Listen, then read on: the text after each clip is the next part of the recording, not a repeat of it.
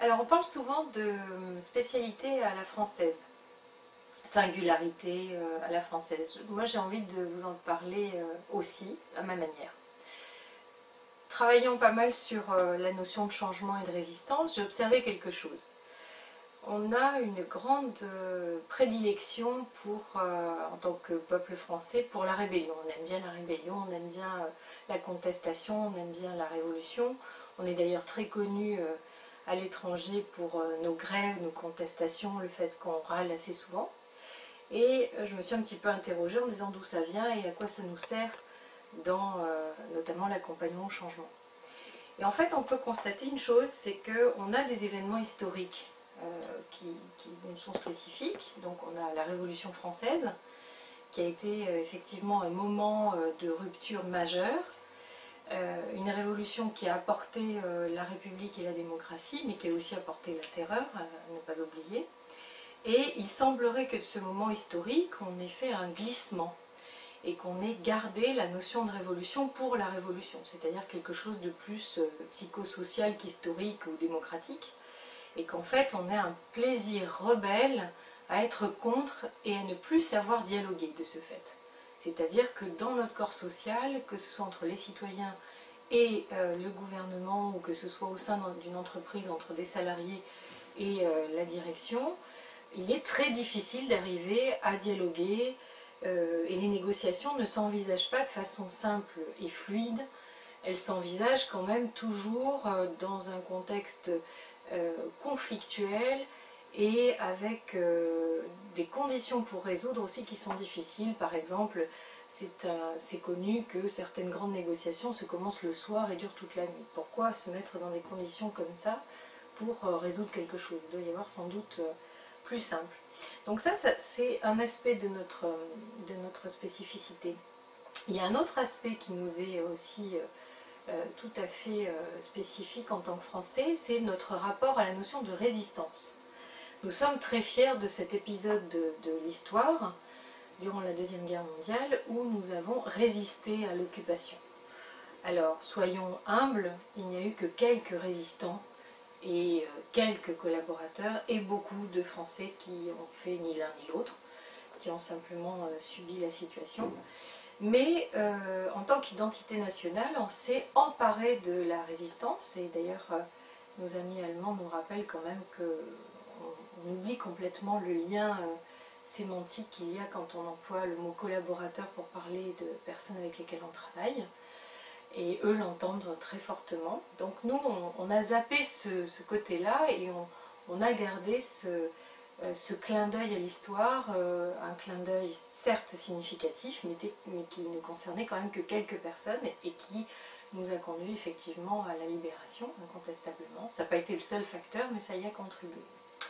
Et ce sur quoi je veux revenir, c'est que ce moment-là était un moment, cette résistance-là était une résistance active. Les gens se sont engagés, ont fait des actions, pas toujours d'ailleurs positives, mais enfin c'était quelque chose de l'ordre de agir.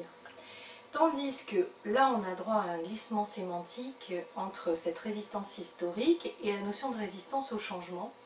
Et il se trouve que on est un des peuples qui sommes le plus réceptifs à la notion de peur. Il y a une étude encore régulière qui a montré qu'on était les plus pessimistes, parmi les plus pessimistes sur la planète, tandis que nous avons des conditions économiques qui ne sont pas plus insatisfaisantes que d'autres. Donc on a structurellement un rapport au changement qui est quand même ancré sur la notion de peur et aussi sur la notion de résistance.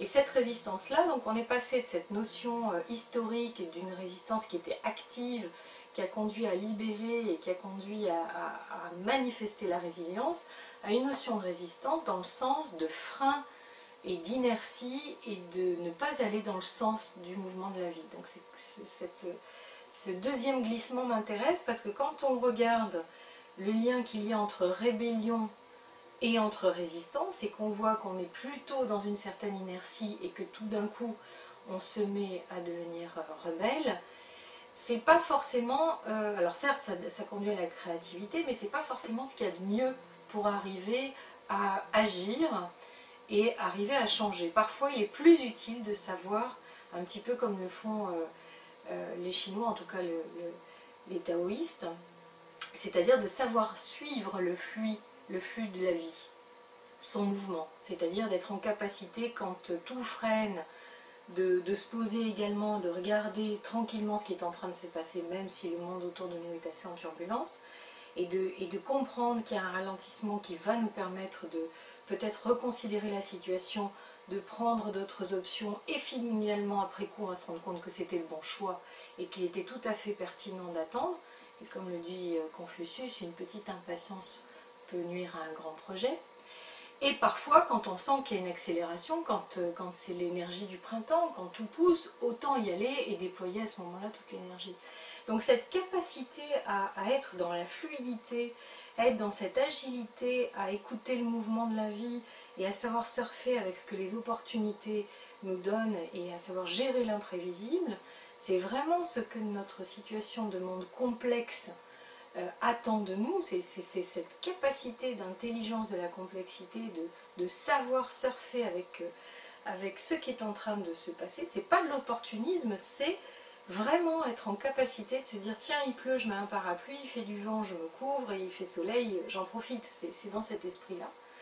Et notre ancrage historique, avec les glissements que j'ai expliqués sur la notion de rébellion et de résistance, ne nous rend pas forcément tout aussi capables de flexibilité, d'agilité, et donc on a peut-être là des freins à regarder culturels pour retrouver cette